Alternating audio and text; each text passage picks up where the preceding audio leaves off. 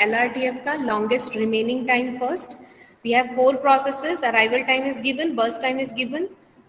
Let's schedule it into the Gantt chart.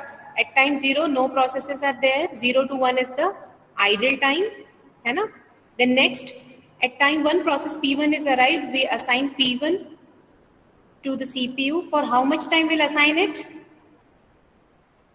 कितनी देर के लिए assign करेंगे? 1 unit, because it is preemptive. So we have to wait after each arrival of processes, after every arrival. ठीक है? तो P2 के लिए हम जैसे ही P2 arrive हुआ at time 2, we have to wait and see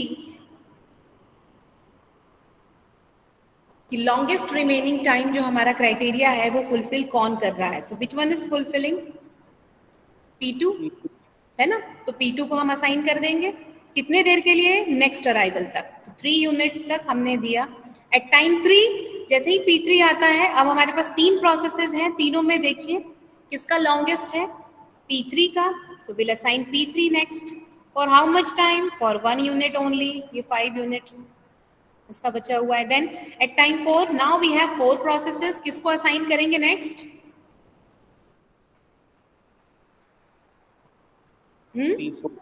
P4 को. कितने देर के लिए? 1 यूनिट. 1 यूनिट के लिए. ओके ठीक है, 1 यूनिट के लिए हमने असाइन किया. देन नेक्स्ट क्योंकि सारे प्रोसेस आ चुके हैं तो अब हम क्राइटेरिया ये देखेंगे कि किसका रिमेनिंग टाइम सबसे ज्यादा है. हाँ, तो मैम अभी P4 का सबसे ज्यादा रिमेनिंग टाइम है. ओके. तो P4 को कहाँ तक एग्जीक्यूट करेंगे?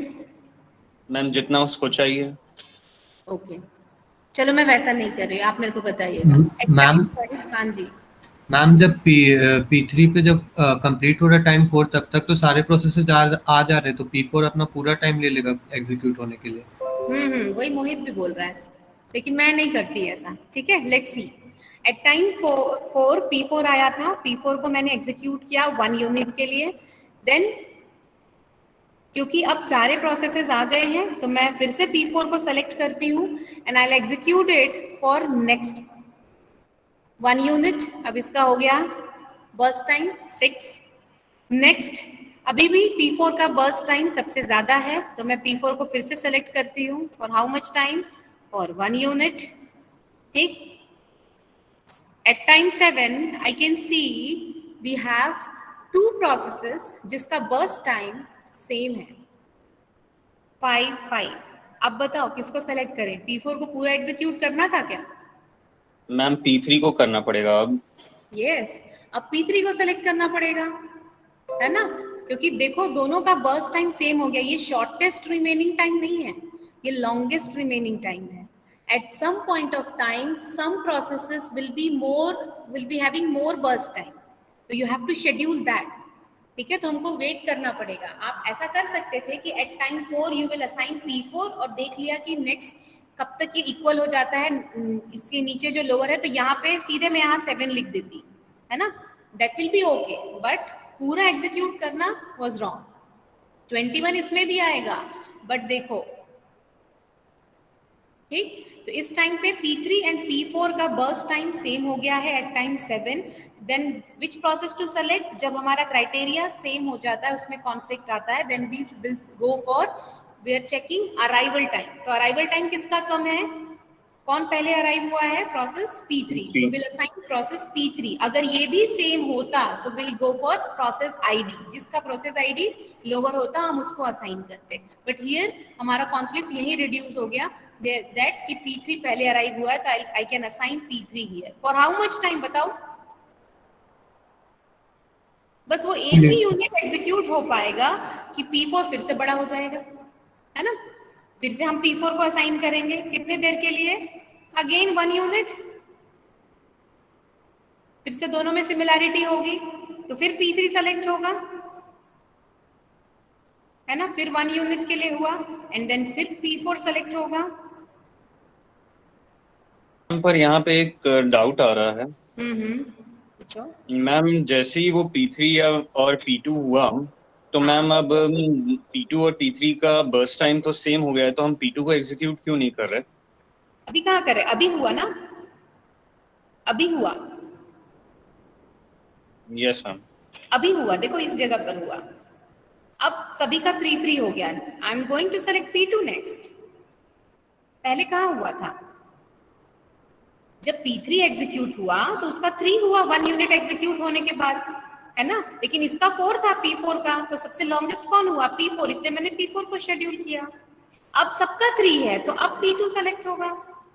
Isn't it, मोहित? Yes ma'am.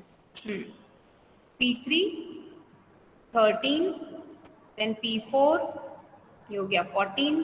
तो अब सबका 1-1 यूनिट मैं कम कर देती हूँ। ये हो गया 2, 2, देन 2। फिर से सेम सीक्वेंस होगा फॉलो। P2, P3, मैं स्पीड से कर रही हूँ, जिसको समझ में नहीं आया पूछ लेना, ठीक है?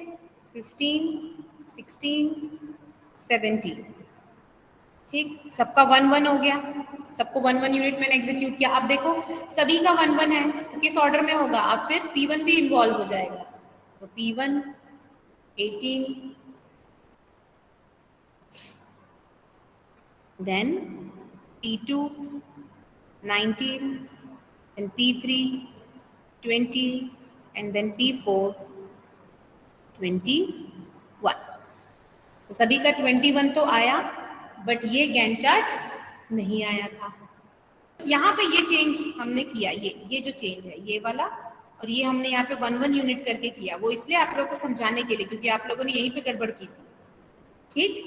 तो ये मैंने एक साथ लिख दिया यहाँ पे। ये तुम भी कर सकते हो गैंट चार्ट में, ठीक? 4 to 7 डायरेक्टली। तो यहाँ पे आप छोटा हो जाएगा थोड़ा सा गैंट चार्ट, ठीक? बन गया तो मुझे एक क्वेश्चन और सॉल्व करके दिखाओ, which is based on the LRTF only, ठीक है? LRTF का एक क्वेश्चन है जो गेट 2006 में आया था। GATE 2006 LRTF, process number is given, arrival time and burst time. There are 3 processes, P1, P2, P3. All have arrived at time 0. The burst time is given as 2, 4, 8. Tell me the average turnaround time. Tell me average turnaround time. Schedule it using LRTF. What is LRTF? Preemptive LJF. ठीक है? Gantt chart बनाइए।